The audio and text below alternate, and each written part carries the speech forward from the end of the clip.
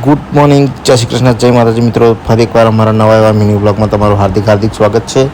તો તમે જોઈ શકો છો અમે નીકળી ગયા છીએ અત્યારે મયુરવાગના ખેતરમાં ખોર ભૂકવા, પણ એ પહેલાં અમારે ભરવાનો છે ખોર અને અમે આવી ગયા છીએ ગોરધન દાદાના ગોડાઉને. તો જોઈ શકો છો તમે, આ છે ગોરધન દાદાનું ગોડાઉન અને વેધર પણ એકદમ સરસ મજાનું થઈ રહ્યું છે સવારમાં, બરાબર છે. અને અલ્પેશને અર્જુન કાકા જોઈ રહ્યા છે કે ખોર કઈ બાજુ મૂકેલો છે, બરાબર છે. એટલે અલ્પેશે કહ્યું કે ખોરનો વજન બહુ હશે, કારણ કે 50 કિલોની ગુણ છે, એટલે આપણી વાગી જશે બહુ જ. તો ફાઇનલી મિત્રો ખોર ભરીને રેડી થઈ ગયું છે અને મયુર કાકા પણ નીકળી ગયા છે ટ્રેક્ટર પાછળ. અને અલ્પેશને આપી છે મેં બાઇક ચલાવવા. અલ્પેશને મેં કહું તું આજે ચલાવી લે, બરાબર છે. તો અલ્પેશ ચલાવશે. હવે ગોડાઉન બંધ કરીને ચાવી આપી દીધી મયુર કાકાને અને અમે નીકળી ગયા બાઇક પર. જોઈ શકો છો અલ્પેશ બાઇક ચલાવશે ભમાઈને. બહુ દાડે બાઇક આલ્યું છે એટલે અલ્પો સારો ગોઠ છે ને આજ તો લાગે ધુમાડા.